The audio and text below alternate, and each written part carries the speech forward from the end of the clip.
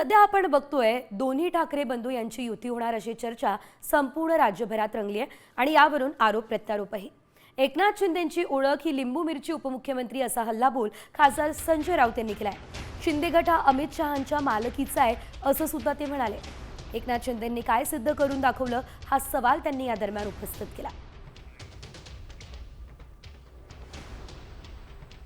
शहांच्या मालकीचा गट आहे आणि शिंदेने ते वारंवार सिद्ध केलं आहे की आम्ही अमित शहांचे त्यांच्या गटानं असं अनेकदा स्पष्ट केलं आहे की आम्ही अमित शहांचे बुटचाटे आहोत। एकनाथ शिंदे यांची ओळख हे लिंबू मिरची उपमुख्यमंत्री बरं का, पूर्वी लिंबू टिंबू होते, दोन डेप्युटी सीएम आहेत, हे लिंबू मिरची उपमुख्यमंत्री आहेत आणि बहुतेक शहा सुद्धा त्यातलेच आहेत, हे सगळ्यांना माहिती आहे। तर या दरम्यान संजय राऊत यांनी नेमकं काय म्हटलं आपण पाहिलं। मात्र ठाकरे बंधूंच्या युतीवर सडकून टीका करणाऱ्या एकनाथ शिंदेंवर खासदार संजय राऊत यांनी आता हल्लाबोल केलाय। ठाण्याचा अब्दुल्ला म्हणत राऊतांनी तोफ डागली आहे। पाहूयात या संदर्भातला हा खास रिपोर्ट। ठाकरे बंधूंच्या युतीवर शिंदेंची टीका।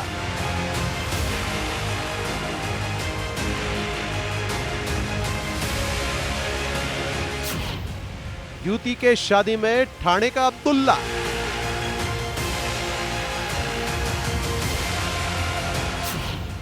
राऊतांनी डागली शिंदेंवर तोफ।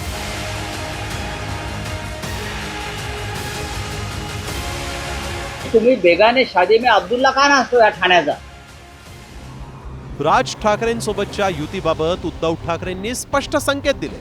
मात्र याच युतीच्या चर्चांवरून उपमुख्यमंत्री एकनाथ शिंदेंनी उद्धव ठाकरेंना डिवचलंय। तर संजय राऊतांनी ठाण्याच्या अब्दुल्लाची उपमा देत एकनाथ शिंदेंवर जोरदार पलटवार केलाय। मराठी माणसाशी विश्वासघात केल्यामुळे आपण पाहताय किती आगतिक झालेत, किती उतावळे झालेत, किती लाचार झालेत। युती करता का माझ्याशी, युती करता का माझ्याशी। माणसाचे दिवस, माणसाची परिस्थिती कधी बदलेल हे सांगू शकत नाही। तुमचं तुम्ही बघा ना, आम्ही कोणाबरोबर युती करावी दोन भावांनी, हा आमचा प्रश्न आहे। तुम्ही कोण आहात? ही तुम्ही बेगाने शादी में अब्दुल्ला का नसतो या ठाण्याचा। समजा काही अब्दुल्लाचा। राज ठाकरे उद्धव ठाकरे भाऊ आहेत, दोन पक्ष एका विचारधाराचे आहेत, दोघे ठरवतील काय करायचं ते, महाराष्ट्राची जनता ठरवेल। तुम्हाला तुमच्या अंगाचा एवढा तिळपापड का झालाय? काय तुमची अघोरी विद्या कामाला येत नाहीये? राज ठाकरेंसोबतच्या युतीला उद्धव ठाकरेंनी हिरवा कंदील दाखवला, तर माजी नगरसेवक आणि आमदार खासदारही राज ठाकरेंसोबतच्या युतीबाबत सकारात्मक असल्याची माहिती समोर आली। मात्र दुसरीकडे मराठी मतांचं विभाजन झाल्यास त्याचा फटका बसण्याची शक्यता असल्यानंच शिंदे गटही अस्वस्थ झाल्याची चर्चा आहे आणि त्यामुळेच राज ठाकरेंना आपल्या बाजूला वळवण्याचे प्रयत्न शिंदे गटाकडून सुरू आहेत। ठाकरे बंधूंच्या एकीमुळे महापालिका निवडणुकीत फटका बसण्याची शक्यता। ठाकरे ब्रँड सोबत ठेवण्यासाठी शिंदेंचा प्रयत्न। सामंतांच्या माध्यमातून राज यांचे मन वळवण्याचे प्रयत्न सुरू। शिंदे स्नेहभोजनाच्या माध्यमातून डाव टाकण्याच्या तयारीत। तर दुसरीकडे विधानसभेतील पराभवानंतर आता देशाचं आर्थिक केंद्र असलेली मुंबई महापालिका जिंकण्यासाठी ठाकरे गटही जोरदार प्रयत्न करतोय। मात्र ठाकरे बंधूंच्या युतीत खोडा घालून राज ठाकरेंना आपल्या बाजूने वळवणं एकनाथ शिंदेंना शक्य होणार की ठाकरे ब्रँड जपण्यासाठी दोन्ही बंधू एकत्र येणार, यावरच महापालिकेच्या विजयाचं गणित अवलंबून असणार आहे। ब्युरो रिपोर्ट, साम टीव्ही न्यूज। मनसे आणि ठाकरे सेना युती होणार असे संकेत सध्या मिळत आहे, कारण मनसेचे नेते संदीप देशपांडे यांनी एक सूचक ट्विट केलंय। राज ठाकरेंच्या जुन्या भाषणाची एक क्लिप त्यांनी ट्विट केलेली आहे। मनसेचे नेते संदीप देशपांडे यांच्या या सूचक ट्विटमुळे चर्चांना आणखी उधाण आलंय। राज ठाकरे हा स्वतःसाठी किंवा पक्षासाठी नाही, मराठी माणसासाठी म्हणून कोणाच्याही पायासाठी ही मराठी माणसासाठी पण मुंबई महाराष्ट्रापासून स्वतंत्र करण्याचा जर डाव घेतला तुम्ही हातामध्ये तर मी पायही छाटेन. मनसेच्या केंद्रीय समितीची आज पुन्हा बैठक होणार आहे. कार्यप्रणाली कामकाजाबाबत आढावा घेतला जाणार आहे. ठाकरे सेना आणि मनसे युतीबाबत चर्चा होणार का हा देखील मुद्दा आहे. 24 जूनपर्यंत मनसेच्या नियोजित बैठक आहे आणि बैठकीत विभागनिहाय कामकाजावरही चर्चा होण्याची शक्यता आहे.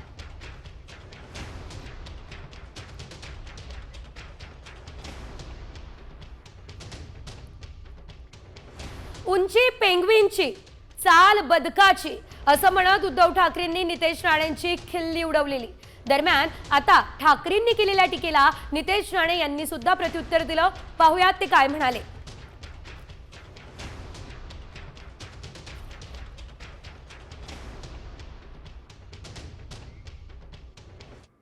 बटेंगे तो कटेंगे. मग त्याच्यामध्ये पुन्हा मराठा मराठेतर हे भांडण लावून ठेवायचं. हिंदू मुस्लिम आहेच, तो एक बेडूक ओरडतोच आहे त्याच्यामध्ये, त्याला काम तेवढंच दिलेलं आहे. अरे तुझी उंची केवढी, आवाज कसा,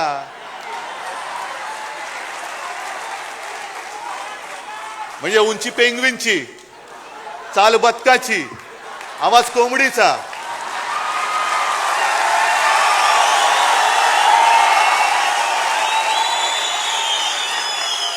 डोळे कोणासारखे माहिती नाहीत. तो जीव काय, बोलतोस काय, पार्श्वभूमी काय तुझी, वडिलांची पार्श्वभूमी काय, आणि आमच्यावरती बोलतोस. स्वतःचा मुलगाच असा बाहेर निघाला असल्यामुळे ना त्यांना बाकी सगळे असेच दिसणार. पेंग्विन, कोंबड्या हे असंच दिसणार. स्वतःच्या मुलाच्या आवाजाची चिंता आहे. बाई आहे की पुरुष लोकांना कळत नाही. म्हणून आमचं तोंड उघडायला लावू नका. म्हणून मला अभिमान आहे की मी हिंदुत्वाचं काम करतो, हिंदू समाजाचं काम करतो, आणि म्हणून मुल्ले मौलवींना खुश करण्यासाठी नितेश राणेंवर टीका करायला लागते. हे माझ्यासाठी मेडल आहे ना. आणि यानंतर शेतकरी कर्जमाफी संदर्भातली एक मोठी बातमी आहे. कारण कर्जमाफी संदर्भात योग्य वेळी योग्य निर्णय घेतला जाणार आहे. दिलेला शब्द सरकार फिरवणार नाहीये. नियम आणि निकषानुसारच कर्जमाफीचा निर्णय होणार आहे असं स्पष्टीकरण हे मुख्यमंत्री फडणवीसांनी दिलंय. मी या संदर्भात अतिशय सविस्तर सांगितलेलं आहे. कर्जमाफी कधी करायची या संदर्भातल्या काही त्याचे नियम आहेत. त्या संदर्भात त्याची एक पद्धती आहे. या सरकारने दिलेला एकही शब्द हे सरकार फिरवणार नाही. उचित वेळी योग्य वेळी हा निर्णय देखील राज्य सरकार निश्चितपणे घेईल. यानंतर बातमी नाशिकमधून, आणि तीही पावसाची. नाशिकमध्ये सलग तिसऱ्या दिवशी गोदावरीची पाणी पातळी वाढतीये. गंगापूर धरणातून 1100 क्युसेक वेगानं पाणी गोदावरी नदीपात्रामध्ये सध्या सोडण्यात येत आहे. त्यामुळे गोदावरीची पूर परिस्थिती ही कायम आहे आणि रामकुंड आणि गोदा परिसरात लहान मोठ्या मंदिरांभोवती पाण्याचा वेढा दिसतोय.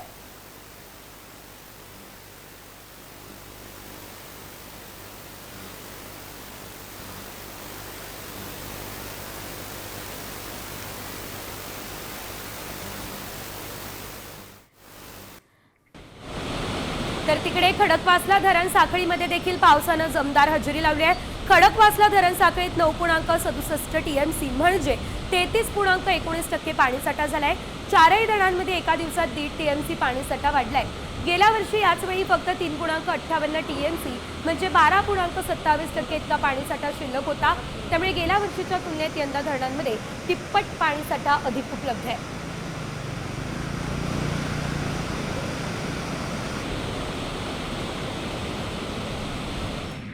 राज्यभरात पावसानं काहीशी विश्रांती घेतली आहे. मात्र आज कोकण आणि ठाण्यात पावसाचा येलो अलर्ट जारी करण्यात आलेला आहे. एकंदरीत आपण जर बघितलं तर मराठवाडा, विदर्भात सुद्धा पावसाची शक्यता आहे आणि या ठिकाणी वादळी वाऱ्यासह पावसाचा अंदाज वर्तवण्यात आलेला आहे.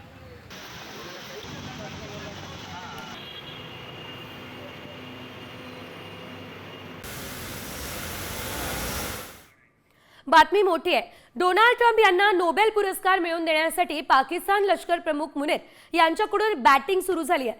2026चा नोबेल पुरस्कार डोनाल्ड ट्रम्प यांना द्या ही मागणी पाकने केली आहे. भारत पाकिस्तान संघर्षादरम्यान ट्रम्प यांनी निर्णायक राजनैतिक हस्तक्षेप आणि निर्णायक नेतृत्व केल्याचा दावा पाकिस्तानचा आहे.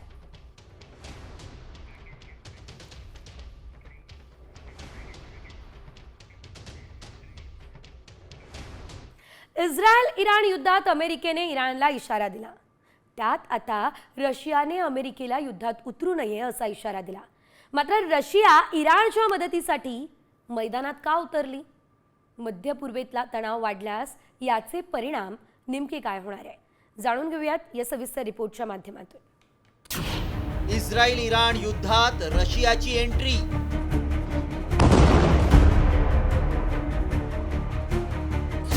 रशिया चीनचा अमेरिकेला इशारा.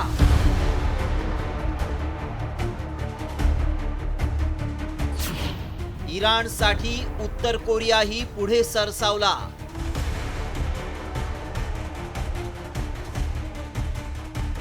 इराण इस्रायल युद्ध आता एका निर्णायक वळणावर पोहोचलंय. अमेरिकेचे राष्ट्राध्यक्ष डोनाल्ड ट्रम्प यांनी युद्धात सहभागी व्हायचं की नाही हे ठरवण्यासाठी 2 आठवड्यांचा कालावधी निश्चित केलाय. याआधी ट्रम्प यांनी इराणला काय इशारा दिला होता पाहूयात. इराणचा सर्वोच्च नेता कुठे लपलाय हे अमेरिकेला चांगलंच ठाऊक आहे. त्याला सहजपणे लक्ष्य केलं जाऊ शकतं. मात्र अमेरिका असं करणार नाही. मात्र इराणनं इस्रायली नागरिकांवर आणि अमेरिकन सैन्यावर हल्ला करण्याची चूक कदापि करू नये. ट्रम्प यांच्या या इशाऱ्यानंतर रशियानंही इस्रायल इराण युद्धात उडी घेतली आहे. रशियन परराष्ट्र मंत्रालयानं अमेरिकेच्या भूमिकेला आंतरराष्ट्रीय कायद्याचं उल्लंघन म्हटलंय.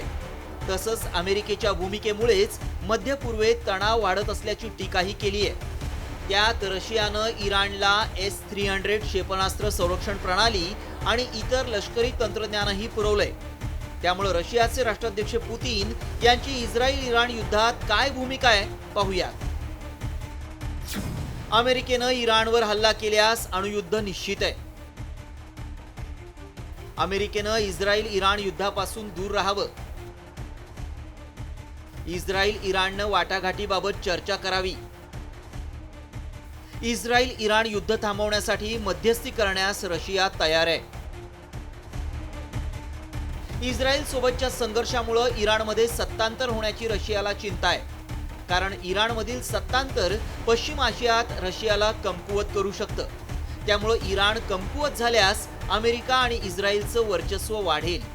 यामुळेच अमेरिकेच्या लष्करी कारवायांविरोधात रशियानं युद्धात एंट्री घेण्याचा इशारा दिलाय. रशियाचे हात ऑलरेडी युक्रेन युद्धामध्ये अटकलेले आहेत.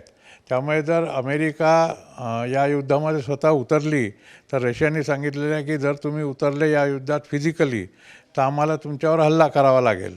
तर तो हल्ला जो आहे किंवा इराण जेव्हा अमेरिकेच्या मध्यपूर्वेतील बेसेसवर हल्ला करेल, त्यांचे 9 बेसेसमध्ये जवळपास 45,000 सैनिक आणि सामान आहे, त्याच्यावर जर इराणने हल्ला केला तर आम्ही इराणच्या मदतीला जाऊ असं त्यांचं मत आहे.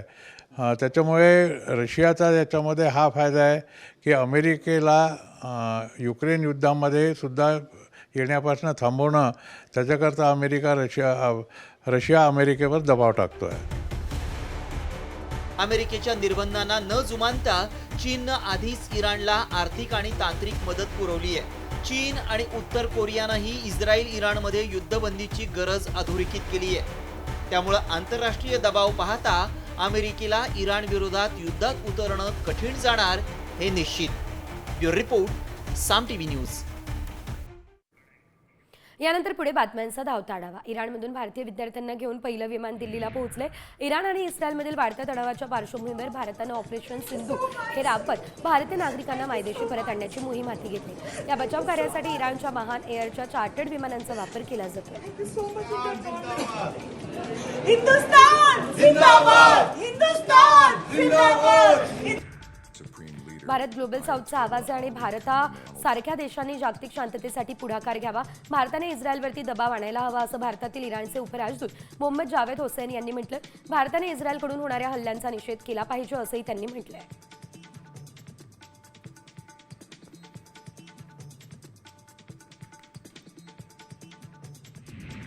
ऑपरेशन सिंदूर अजून संपलेलं नाहीये. दहशतवादाला जशास तसं उत्तर देऊ असा इशारा संरक्षण मंत्री राजनाथ सिंह यांनी पाकिस्तानला दिला. जम्मू काश्मीरच्या उधमपूरमध्ये त्यांनी लष्करी जवानांना संबोधित केलं. यावेळी सीमेपलीकडे असलेल्या दहशतवादी तळांना भारतीय लष्करानं उद्ध्वस्त करून एक मजबूत संदेश दिला असंही ते म्हणाले.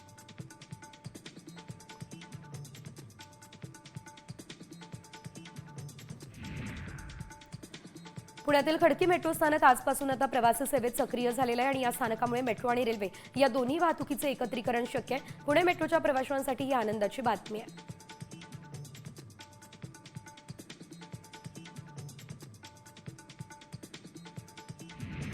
नाशिकच्या येवला तालुक्यात येथील केराळे वस्ती या रस्त्याची पावसामुळे अतिशय दुरावस्था झाली आहे. शाळेत जाणाऱ्या विद्यार्थ्यांची देखील गैरसोय होती आहे. ग्रामपंचायतीने याची गंभीर दखल घ्यावी अशी मागणी परिसरातील नागरिकांनी केली आहे.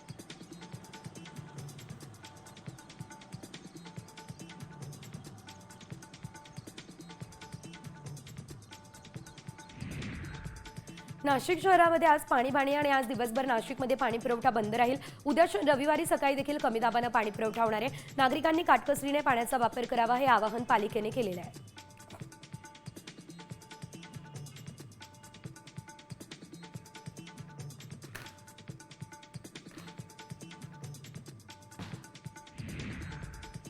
मुंबई मेट्रो 7 प्रकल्पाअंतर्गत के पूर्व वॉर्डमध्ये खोदकाम करण्यात येणार आहे. त्यामुळे आता 22 जून ते 28 जून या कालावधीमध्ये कमी दाबानं पाणी पुरवठा होणार आहे. पाण्याचा आवश्यक साठा करून ठेवण्याचं आवाहन प्रशासनानं केलं आहे.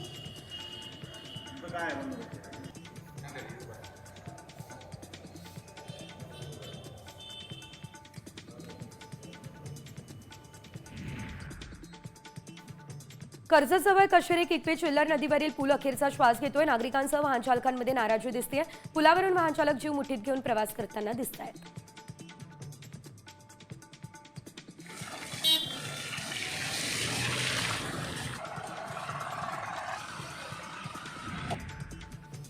नांदेड जिल्हा परिषदेच्या वतीने जिल्ह्यातील 7 पंचायत समित्यांना नवीन शासकीय वाहनांचं वितरण करण्यात आलं. पालकमंत्री अतुल सावे यांच्या हस्ते या वाहनांचा लोकार्पण समारंभ पार पडला. माहूर, हदगाव, कंधार, देगलूर, बिलोली, उमरी आणि नायगाव या 7 पंचायत समित्यांना हे वाहन देण्यात आलं.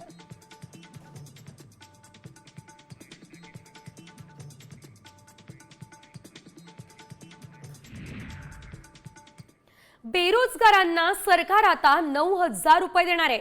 होय असा दावा करणारा एक मेसेज व्हायरल झालाय. पण खरंच सरकारने बेरोजगारांसाठी योजना आणली आहे का याची आम्ही पडताळणी केली. आमच्या पडताळणीमध्ये काय सत्य समोर आलं चला बघूयात. बेरोजगारांना दरमहा मिळणार 9,000.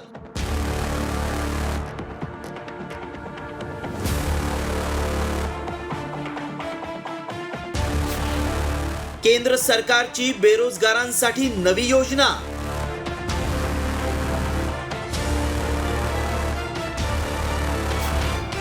व्हायरल मेसेज मागचं सत्य काय?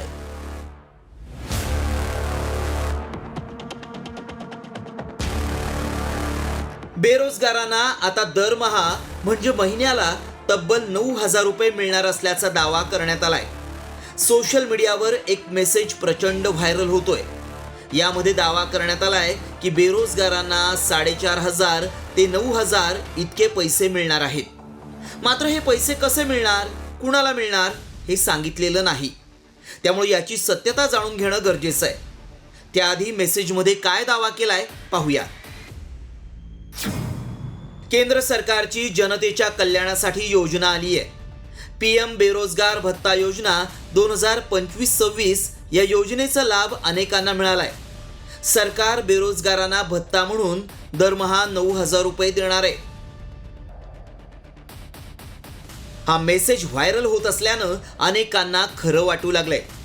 त्यामुळे याची सत्यता जाणून घेणं गरजेचं आहे.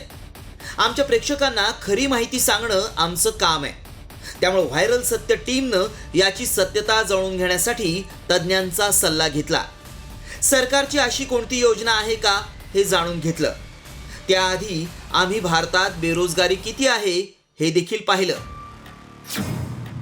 त्यावेळी PLFSच्या आकडेवारीनुसार 2025 मे महिन्याचा बेरोजगारीचा दर 5.6% इतका असल्याचं लक्षात आलं. ग्रामीण आणि शहरी भागात बेरोजगारी वाढली आहे. या बेरोजगारीचा फटका तरुण आणि महिलांना बसतोय. एवढी बेरोजगारी असल्यानं आम्ही याची सत्यता जाणून घेतली. त्यावेळी काय सत्य समोर आलं पाहूया.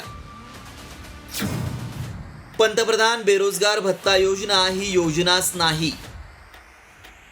केंद्र सरकारची अशी कोणतीही अधिकृत योजना नाही. देशात बेरोजगारांची संख्या दिवसेंदिवस वाढतीये. सरकारकडून बेरोजगारांना 9,000 मिळतात हा दावा खोटा आहे. बेरोजगारांसाठी अशी कोणतीही योजना नाही.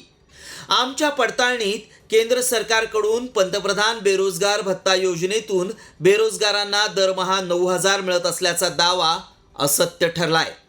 त्यामुळे अशा मेसेजेसवर विश्वास ठेवू नका. शिवाजी शिंदे, साम टीव्ही, मुंबई.